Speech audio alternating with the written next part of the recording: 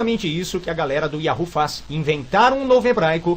Só que a galera do Yahoo esbarra com um muro que não tem como transpassar. Ou a galera do Yahoo se fia nos textos dos maçoretas, ou a galera do Yahoo não tem como provar a sua pronúncia. Por último, tem um rapazinho que sempre bate no tal do Eliezer, que desenvolveu esse hebraico moderno. Ele diz que nós estamos baseados no que o Eliezer ensina. Meu amigo, nós não estamos ensinando hebraico moderno. Nós estamos falando do texto maçorético. 1008 depois de Cristo, 930 depois de Cristo. É uma época que o Eliezer nem sonhava em nascer. Então não misture as coisas. Não é hebraico moderno, é o paleo-hebraico que você tanto fala. E esse paleo-hebraico desmente todas as alegações da galera do Yahoo. Tá bom? Espero que vocês tenham entendido.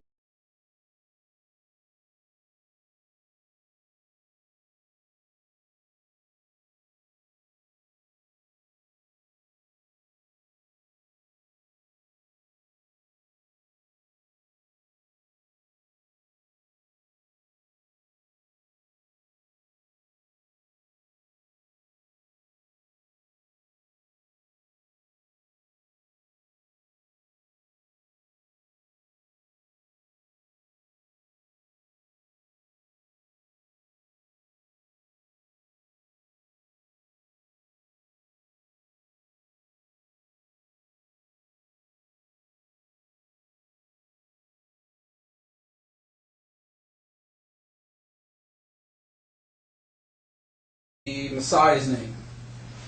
Okay, the first three letters of Messiah's name is the Yod, the Hey, and the U. For you paleo, of course we know there's this here, this, and this. Okay, but at any rate, I'm only using this here because the problem with vowel pointing and things like that. There's no problem with the paleo with vowel pointing. On the other hand, though, this letter here is going to cause an issue in all the languages, which we'll go over later on. Okay, so I want to go with the first three letters, and I'm not going to go over all the concordance numbers, but I'm going to give them to you. I'm actually going to give you all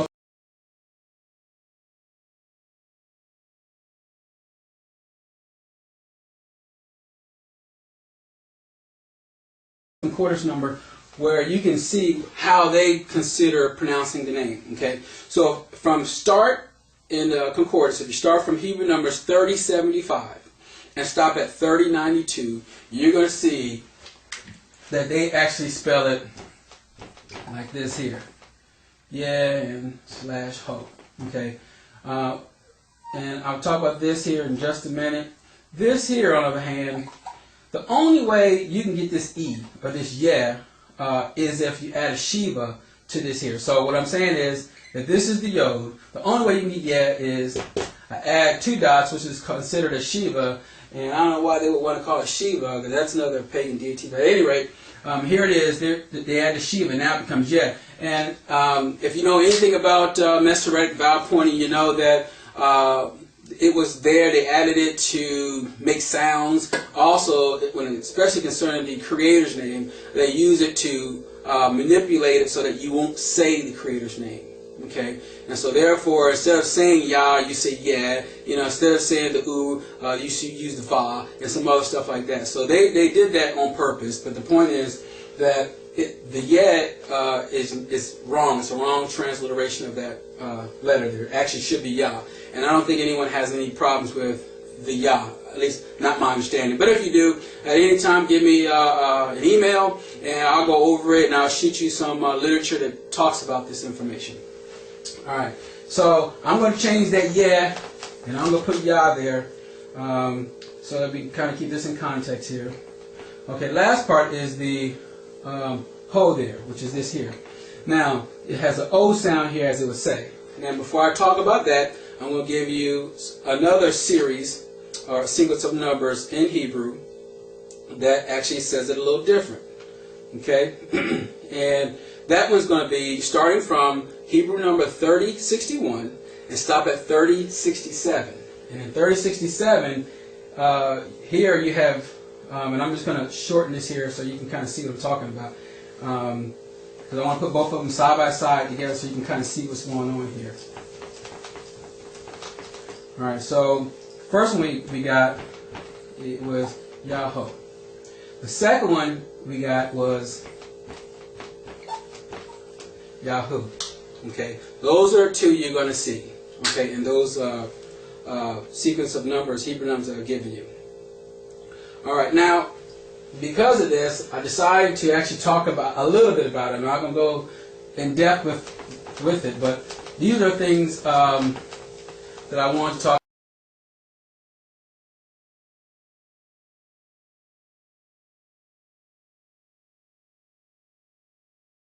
Particular letter here that's considered V, W, U, and O. All this is for this one particular Hebrew letter.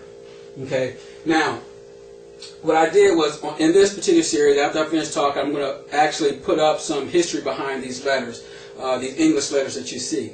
Okay. So, because I don't want to talk about that and burn up my tape. All right. So what we have here is, if you understand back at the time, my purpose of the 1611 about this V was to tell you that it had a U sound. Okay. But during the history, though, this V, before it became softened like this, it was like this here, they said by getting a W, they put it another V, right? Meaning that these are two V's, as they would say. Okay? But what gives you the understanding of the sound of that is it says this becomes a W. Whereas you see this in 1611 where this V, actually the V is not there present, but it was a U, like Laudicus instead of Leviticus. Okay? Not heaven, but have for example, or have and so therefore the W on the other hand tells you that, and I believe just exactly that. Let me tell you with the U. So you already see the V and the W coming together with this U sound. This O on the other hand, if I put two O's together, as in pool, right, it has an U sound also. So all these are somewhat linked in form and somewhat in sound. Okay, but the point is, this is a huge controversy behind this letter, and I'm going to tell you why I decided to go with the U sound of the U. Since everything links that way, let me give you an example. W tells you that. W means double U. W. It's telling you it's two U's. That's why I use that. Now, when I get to things like the tribe of Yehuda, for an example.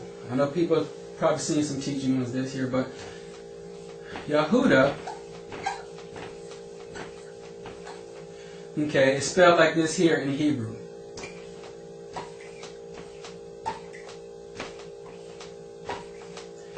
That's Yehuda. Now, I'm going to write underneath Yehuda, I'm going to write the father's name. Okay?